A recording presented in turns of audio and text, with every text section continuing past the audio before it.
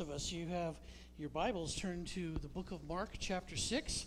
We'll also have some scriptures up on the screen as we read those things together. Mark, chapter 6. A little bit of background upon as far as this passage. Jesus' disciples had just been doing some ministry, and there were some tensions that were growing. The cost of discipleship was continuing to mount, and they were realizing that it's not always easy being a disciple and somebody who follows the Lord. And what happens is Mark goes and he does a flashback to talk about John the Baptist and to talk about the killing of John the Baptist. The book of Mark has two different passion accounts. First passion account, of course, we think of is Jesus and how he suffered and died for us. But there's another passion account that talks about John the Baptist and how he suffered and died as a forerunner of Jesus Christ, as somebody who is a disciple and somebody that we look to be able to endure to the end and to be able to experience the salvation of the Lord together with him. And so the story is told about Herod, a tetrarch, which is somebody whose dad ruled all of the biblical area where Jesus lived, but then had four sons who separated the kingdom into four different pieces, and has one of those and is a ruler. And the dad, whose name was Herod, and so the sons all had a name Herod too as part of what went on, but then they would add to it. So this is Herod, the son of Herod the Great. And we look at verse 17. Are we getting any static out there? Are we okay? Just all right? We look here at verse 17. We pick up the story kind of in the middle. And it says, "For Herod himself had sent men who arrested John," that's John the Baptist, "bound him and put him in prison on account of Herodias, his brother Philip's wife, because Herod had married her. For John had been telling Herod, 'It is not lawful for you to have your brother's wife.' And Herodias had a grudge against him and wanted to kill him." You ever known anybody who's had a really bad grudge against somebody? Okay. Grudges are an important part of what we're talking about here today. Okay. Herodias, the mom in this story, has a grudge because John the Baptist has been speaking out about the kind of marriage she has. Do you ever hear of anybody being mad today because their kind of marriage is getting criticized? There's some different kinds of marriages out there right now, right? And sometimes people criticize that, saying that they're not biblical, and people get mad about that kind of thing. Well, she had a grudge against John the Baptist and wanted to kill him, but she could not, verse 20, "For Herod feared John, knowing that he was a righteous and holy man, and he protected him." So get the picture. John the Baptist is out there preaching. One of the things that he's preaching about is this person who's acting like the governor of the province is married to his sister's wife while the first guy is still alive.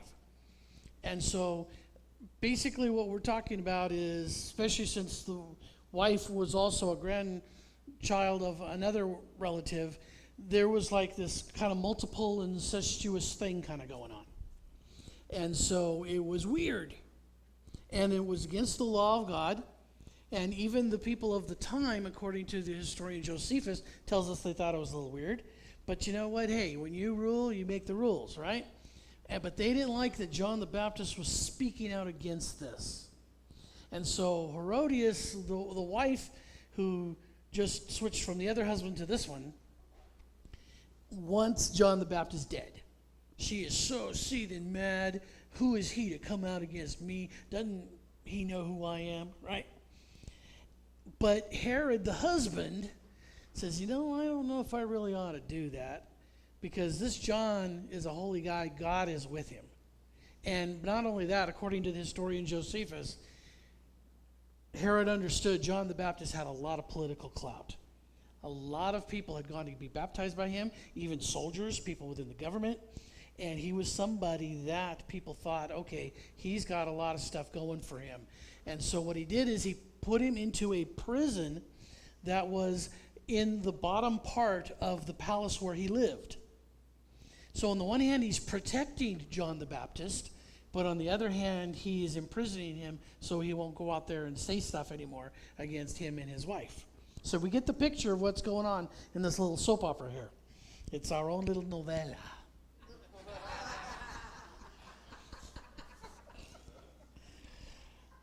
It says of Herod, when he heard John the Baptist, he was greatly perplexed. He didn't understand everything that was going on.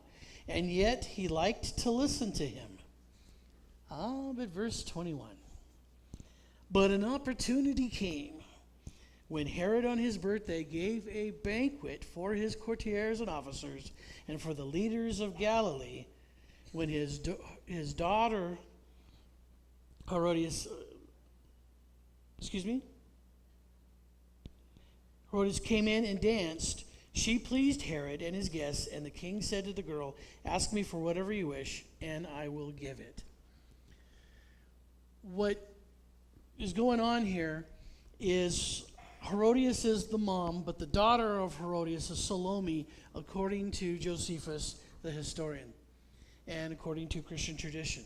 And what happens is the daughter is sent in to dance at the birthday party, which probably was basically men. The wives probably weren't invited to this part, even though, you see in the slide, you see, Herodias, there with it. That's probably not how it really was. But what happens is this girl, and according to the word used in the original, this was a girl between the ages of about 12 to 14. She was not, she was of age to where she could get married, but the arranged marriages, that they usually had not got kicked in yet. So she was, 12 to 14, maybe 15 at the most. But she's a young little thing. And mom is sending her in and saying, dance for all of these big shots and see what we can get out of it. Nice mom, huh? Okay. And so she pleased Herod and his guests, and the king asked the girl, "Ask me whatever you wish, and I will give it." Verse 23, and he solemnly swore to her, "Whatever you ask me, I will give you, even to half of my kingdom." Now, this is a little bit kind of, hyperbole, because he didn't really own anything of the kingdom. That was all Caesar's. But he did have influence, he did have clout, and what he's basically probably was a little drunk, and he wanted to impress his guests, the highfalutin people of the day. And so what he says to this girl, "You are so awesome. Man, I'm willing to just open up the bank and give you the world, girl." So, whatever the mom was thinking would happen, it was happening. Now, could you imagine, we have some of our youth group people over here. Could you imagine, their parents coming in and saying, "Okay, hey, Luke, how you doing, man? That's my son over there. You know what, buddy? I want you to go in and I want you to get, some of those, really tight Speedos."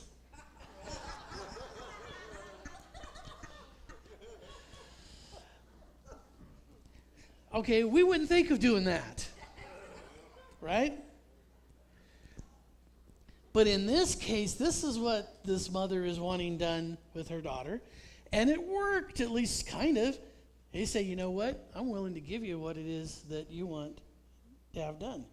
So now this girl, smart girl that she is, went out and said to her mother, "What should I ask for?" Now this is rubbing the genie's bottle, right? This is getting the brass ring. This is opportunities of a lifetime, right? "Mom, what should I get?" And what does the mom tell her to go for? The head of John the Baptizer. Wow. Wow. You see, the thing about it is, moms have the most awesome influence in all the world. The hand that rocks the cradle rules the world. President Theodore Roosevelt told us once in a speech that the only person in a country that is more vital in war than a soldier is the soldier's mother. Moms have such awesome and great influence. But one of the things that we often don't talk about is how sometimes that influence can be used in a negative way, in a negative light. And one of the things that we don't often talk about is for some of us in here, some of what our parents, whether it was our father or our mothers, have done in utilizing their influence has sometimes helped us to become great in God. And sometimes some of that influence has left scars. And sometimes there are difficulties that we have to work through. And if we do not acknowledge that, then we are doomed to repeat it with our own children. So if you're asking the question, why is Pastor Mark preaching on this morning? First of all, I believe the Lord has led me to do it. But the second thing is we have to be honest in examining when there have been people who were supposed to love us and who chose not to love us, but instead love themselves. And we have to be honest in being able to acknowledge that that has happened so that we can be healed of that before the Lord, and so we don't subconsciously, unconsciously repeat those same mistakes with our own children and grandchildren. Here is a mom who, first of all, is wanting to use her daughter to get stuff from these men in an unsavory way. And then second of all, when she has a wonderful opportunity, the mom says, well, it's all for me. So immediately, verse 25, the girl rushed back to the king and requested, I want you to give me at once the head of John the Baptist. And you notice she adds a little flair to it. I think, in my estimation, I think she was trying to impress her mom, trying to kind of go along with the program here. But she says, I want the head of John the Baptist on a platter. You know, it's one thing to say, we want the guy dead, but there's another thing to say, you know what, we want to parade it in front of everybody. So this is just a weird, macabre kind of story. And why would you ever want to talk about this, Pastor Mark? Because powerful things that are good in their intentions, but not in their applications, become bad and they become weird, especially if it involves things that are spiritual. I'm reminded of a story of a woman who was just so proud of her son. She had worked and worked and worked all of her life to help her son overcome some of the difficulties of his life. And he finally became a fireman for the United States Forest Service. And she was just so proud of him and wanted to help him in every way she knew to be able to get ahead in his vocation. Well, she found out after a couple of years that his pay wasn't all that she had hoped it was, except when there was a fire. Because he would get paid a base wage when things were normal, but he would get paid extra in overtime when he was fighting fires. So what we find out later is that over the next year and a half, this enthusiastic mom, wanting to support her children all the way, helping her son to really rise up in, his capabilities in the force, set 5 forest fires. Hi, you guys. Good to see you.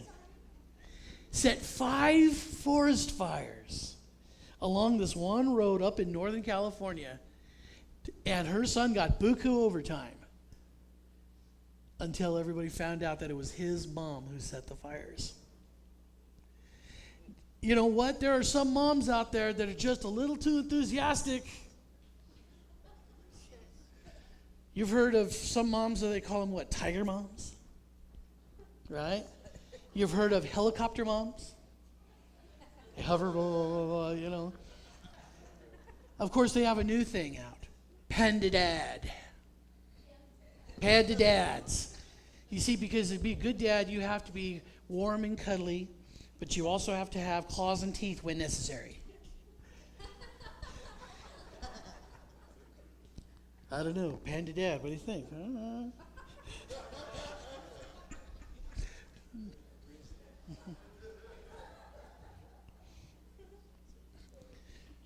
But this mom is not being the kind of mom that the Lord would have a mom to be.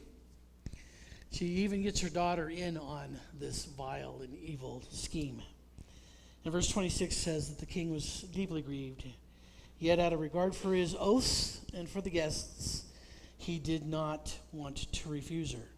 And then the rest of the story we don't need to get into. It's creepy, it's morbid, it's all of that stuff. You could read it at home, and probably for some of you, it will be the first time you actually really do that, because usually when I say read the rest at home, you go, oh yeah, great, but this sounds interesting.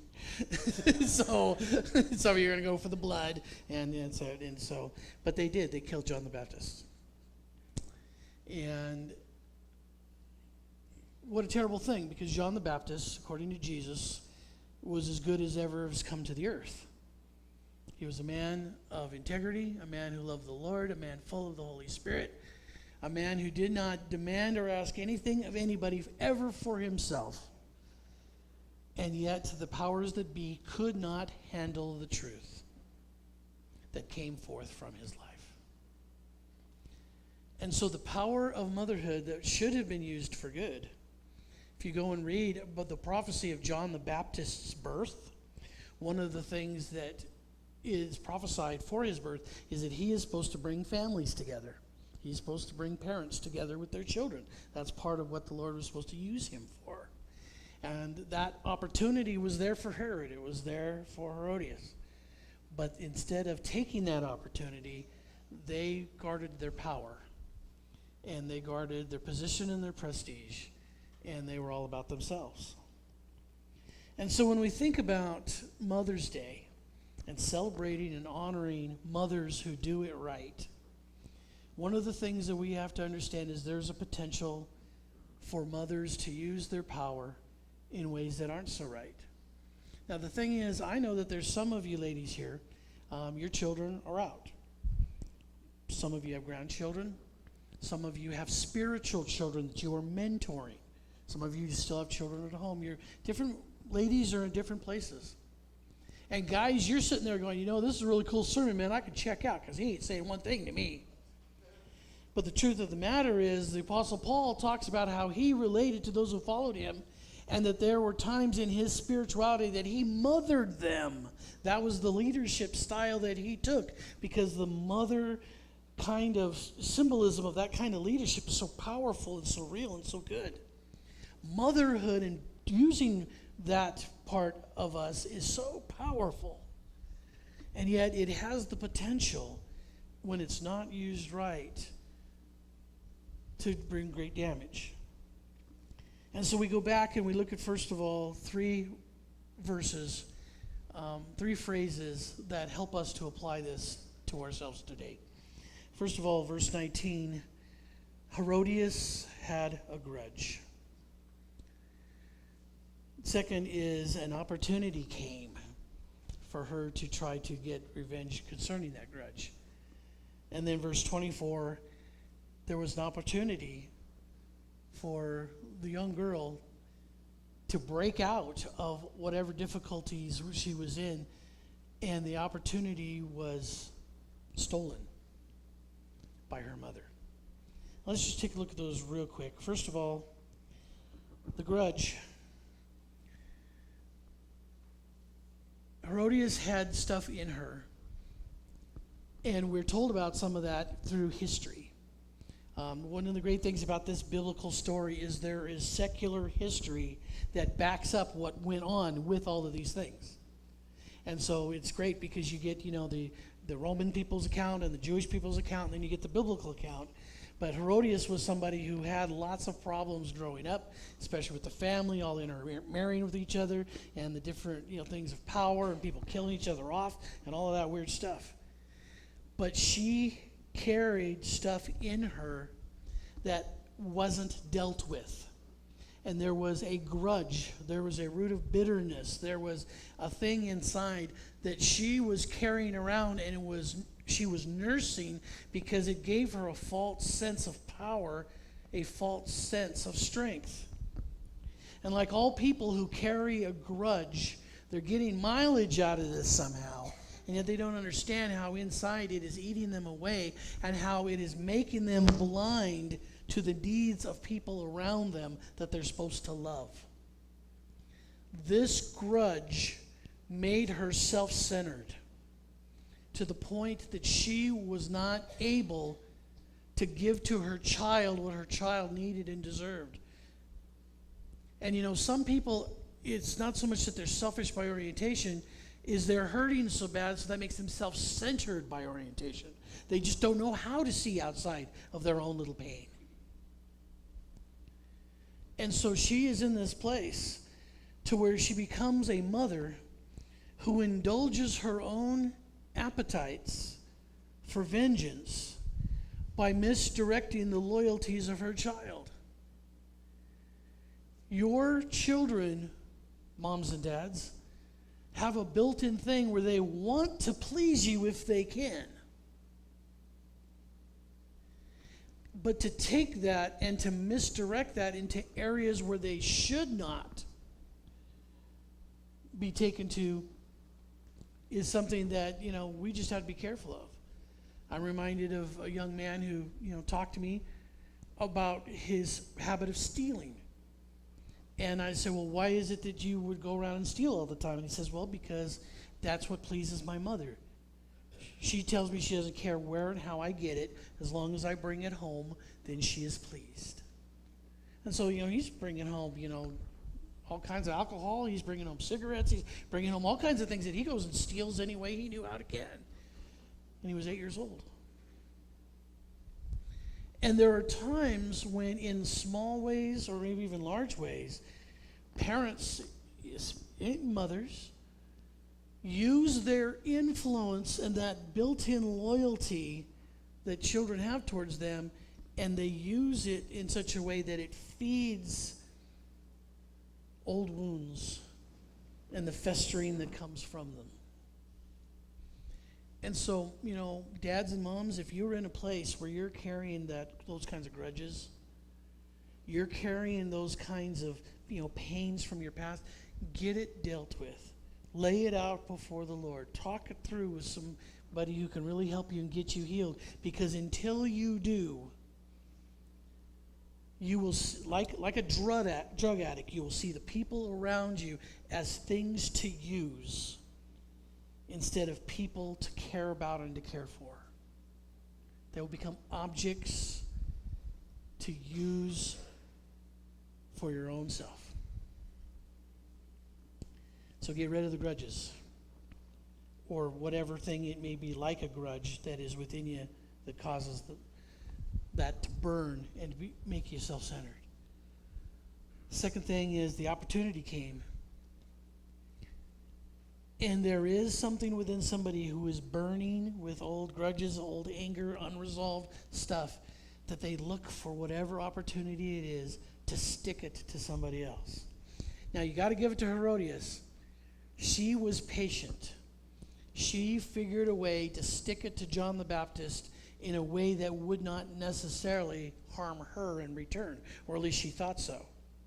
Most people don't have that kind of patience. They want revenge, and they want it now, and they don't care if they hurt themselves at the same time they're hurting the other person.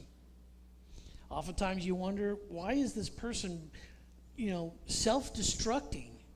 They're destroying themselves while they're going after this other person. Don't they know that they're hurting themselves more than the other person? And a lot of times they don't care. All they care is the other person hurts. The other person gets revenged. And they don't take count of what that's doing to themselves or to people around them who are loving. And so these things have to be dealt with, or they take on a life of their own. This is a mother who furthered her own agenda for power by exploiting the talents of her child. Herodias knew that she could not get out in front of those people and do a dance that is going to make them offer half the kingdom. But she knew that her little daughter would go out there and do such a dance that these drunken old men are going to yell, "Oh, up to half my kingdom."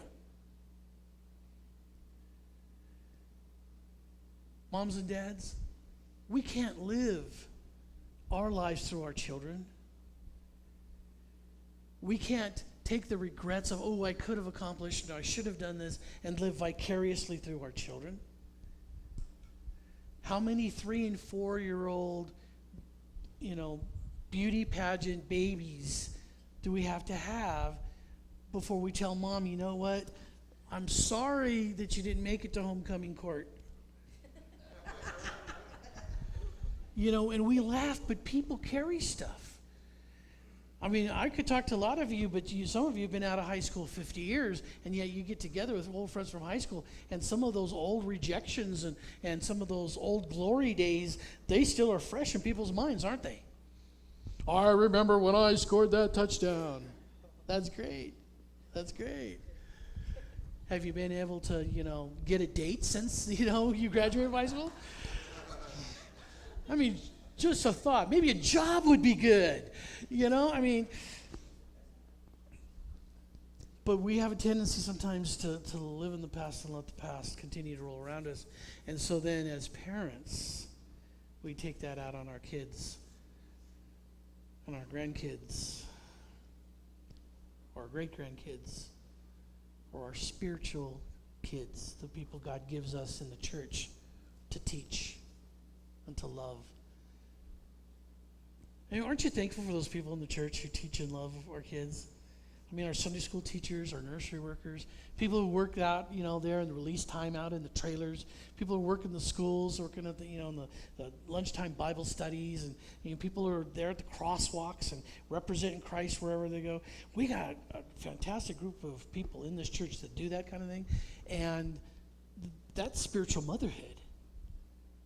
For some of those kids, that's as much mothering as they're going to get in the things of God. And yet sometimes that's enough for them to be able to choose the right way in their life. But the more talented your kid is, the more tempted you are as a parent to use them to get things for yourself. Last night, I was in the middle of preparations and stuff for this morning. And I thought, you know what, I got to just get away from the church for a little bit. So I decided that I was going to go down the street to a place called Zito's over here on Chapman to get a calzone. Yeah. It just happened that the Ducks and the Kings were playing at the time on the screen.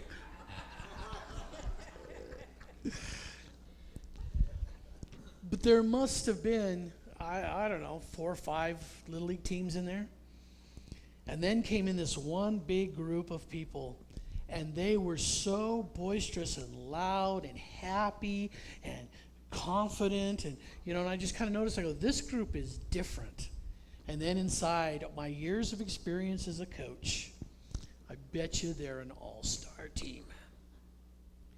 And if you've coached there, you know the difference.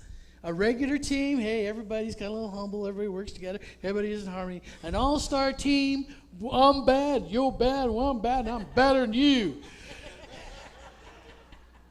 And all the parents have been coaches, and everybody's hit their home runs in the past, and everybody's still glorious. And I'll tell you, you couldn't hear yourself thinking this because they came in and they were just so full of life and confidence and all of that kind of thing. And it just, to me, it's just interesting when we think, and I'm listening to these parents, because so many of them are living through their kids. It's one thing to cheer your kid. It's one thing to be behind him and say, man, I love watching you perform. And there's another thing to just say, you know what, I'm great because my daughter hit a triple. And I had a guy, he went on for like 14 minutes about how great he is because his daughter hit a triple. And he brought her over and he said, you see, look at the side of her leg. She slid. Well, I don't think you're supposed to slide. But she had a little raspberry there on the leg. Okay, good for you, girl. Girl, next time, forget the triple, man. Take care of your leg. I don't know, you know what I'm saying? Oh, you're out there saying she should do the triple and sacrifice, aren't you? Are you kidding, man? The beach is coming. We're almost to summertime. She's got to, okay. I went off on a tangent. I'm sorry. But the last thing I want to talk about is this mother furthered her own ambitions for power by stealing the opportunities of her child. Moms and dads, brothers and sisters in Christ, we are faced all the time with choices on whether or not we're going to steal the opportunities from those around us, or whether we're going to see that these opportunities may be meant for them, and we're going to make sure they have an opportunity for it.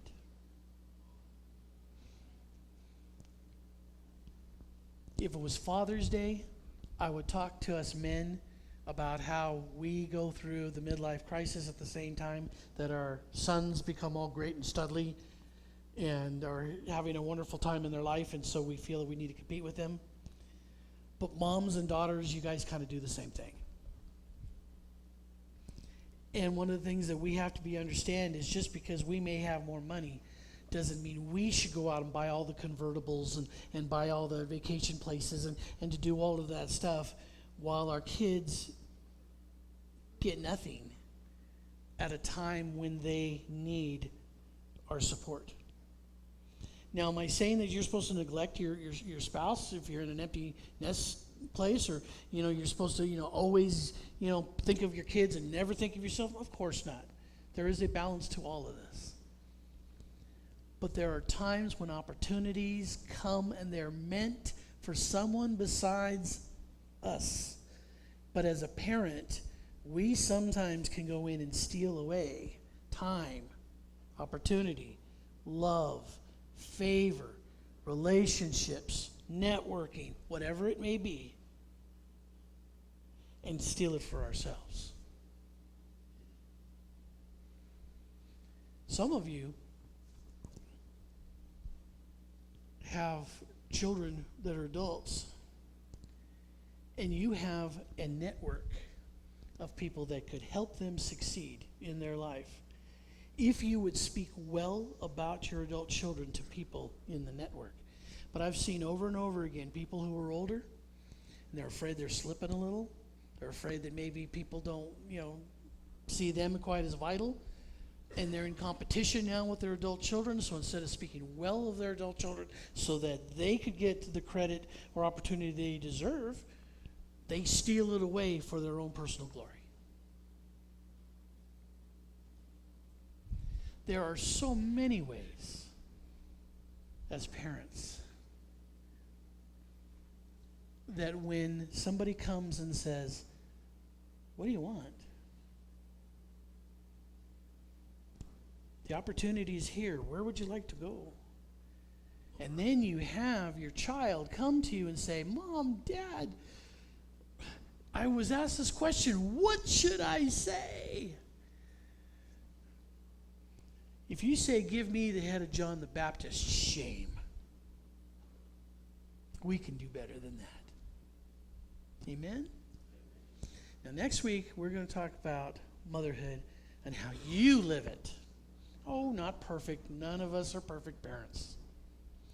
But I'll tell you what, in this church we have moms and grandmas, and you see the fruit of their labor, and you've seen that they have done what they've done for years and years and years, and you see the fruits of it.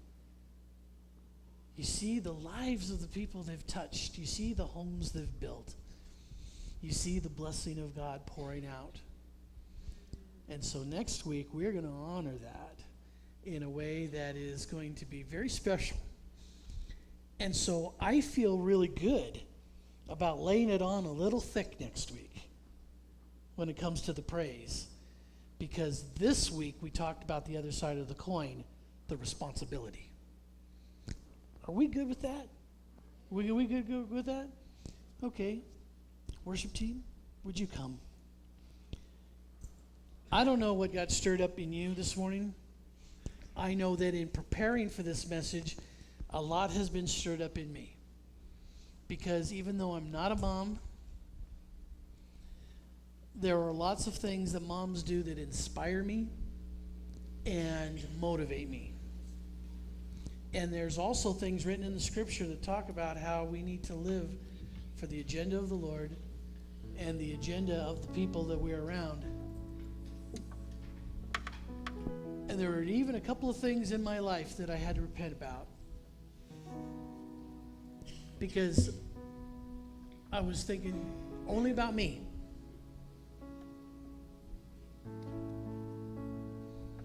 And that's not how a leader leads. That's not how a parent parents. We are servant leaders. We are servant parents. Now, yes, we're in charge. But if we are holding grudges and we're holding things within, it causes us to be self-centered, and it doesn't allow us to be open and give the way we could and we should. Next week, I want to share a secret, and I'm going to give it to you guys just ahead of time so you know. A national study has just come out and confirmed what the scriptures have been telling us all along, that the number one indicator of a child or young person's happiness and success in life is the characteristic, the trait of gratitude. Those who have gratitude see possibilities that others don't see. They enjoy their life in ways that others do not enjoy. And sometimes their circumstances are way worse, but the ingrate can't see the blessings even when they're sitting there in a pile of money. But gratitude is not just an inner choice or a personality thing that we're inbred with. Gratitude is taught. Matter of fact, parents, gratitude must be insisted upon. Moms, the greatest gift that you could give yourself is to teach your children to be grateful. And next week we're going to talk about that, and we're going to demonstrate it all together. Maybe right now you're like me, and you're thinking, Lord, this whole thing about being a parent, whether you're mom or dad, we honor you in that. But we also know it's a really hard job.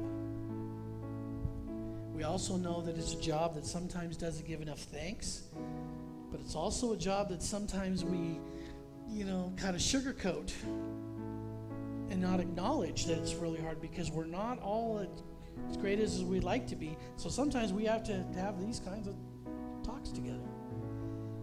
And then let the Lord finish the talk by telling you what parts of your life maybe need to get aligned again, and to feel God's arms around you, telling you, well done, keep going.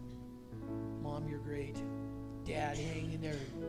You're going to make it. You're going to do it. And so we're going to take an extended time of worship here. There was going to be a time if you need to step out, feel free. But we want this to be a time that we just let you relax a little bit and let the Lord speak, and you speak to Him about being a mom, about being a dad, or about being a young person who needs to respond to your mom and dad. And we're just grateful for all of you youths being here with us today. It makes it extra special. So let's take some time, listen to the Lord. During this first song, you really don't have to sing much. Just let Him talk to your heart and your mind. And then they're going to sing the other song after that. And however it works, it works. But have a conversation with God. And somewhere along the line, Vicki will probably ask us all to stand. And so we'll listen up for that. God bless you.